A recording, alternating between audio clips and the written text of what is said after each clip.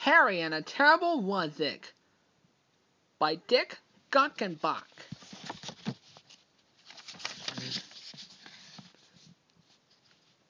I knew there was something terrible down in the cellar.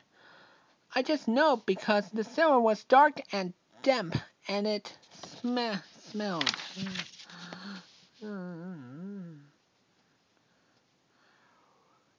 Don't go down there, I told my mother. Why, she said. She asked.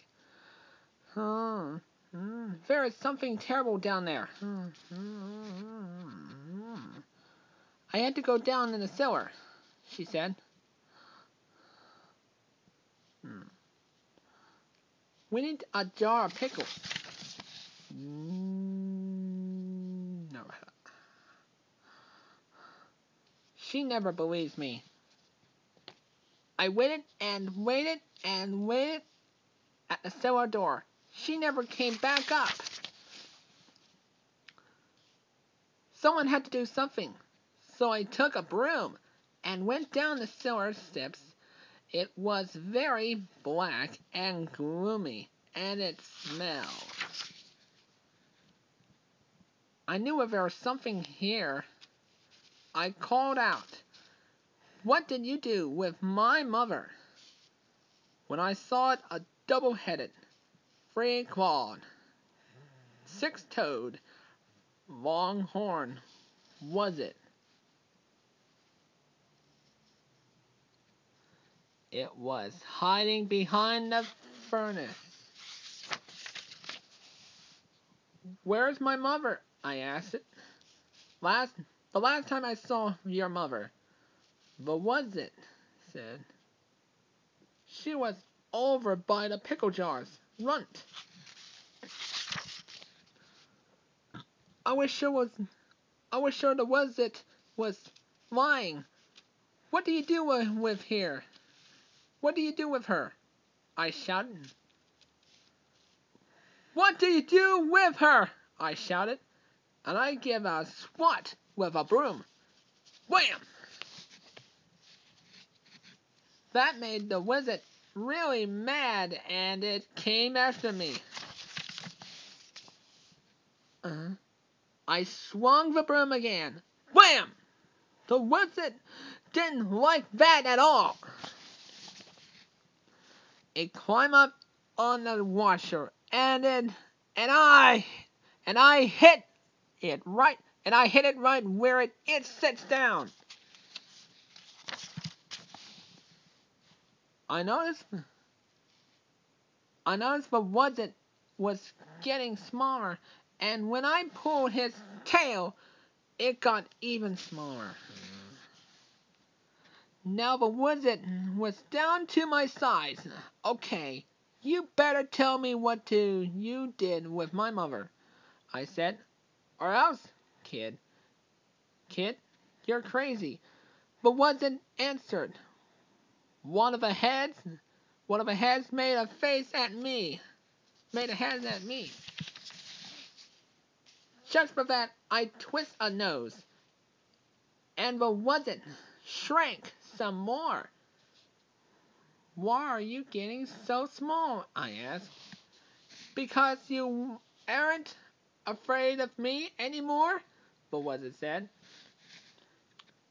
That always happens just when I'm beginning to feel at home in a closet or a cellar. The Whatzit looked very sad.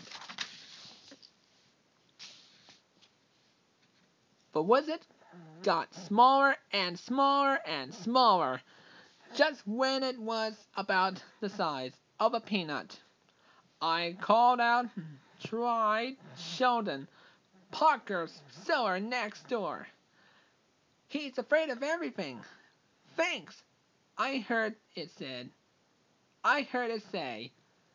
Then the Whatzit was gone. The Whatzit disappeared before it could tell me what it had done to my mother. I looked in the washer. She was none in there. I looked behind some boxes. My mother was not there either. I looked inside the wood bin. Not Mother there. I was very worried. I was very worried. Mm. Then I found her glasses beside the pickle jars. But what had happened to the rest of her? I was searching for more clues when I discovered the back cellar door was open. Mm, I looked outside, and there in the bright sunlight mm, was my mother picking flowers. Boy, was I glad to see her. I found your glasses in the cellar, I said. Thank you, Harry, she said. But I thought you were afraid of a cellar. Not every, not anymore, I answered. The terrible wasn't, it's gone. I chased it away with a broom. Well, she said, I, she said, I never saw a Whatzit down there. She never believes me. I helped her carry the pickles into the kitchen, where, where she gave me some milk and cookies. You know that, Harry? My mother said. I'll never worry about a Whatzit as long as you are around. Maybe she did believe me. Later, I heard an awful yell coming from the house next door. I'll bet Shelton looked. I'll bet Shelton looked in the cellar. The end. Well, that's all today for the native bringing for the new book is Harry and the Terrible Whatzit, as a story by Dick Gackenbach. It's the world's best selling and the bestseller free. Good luck and thank you.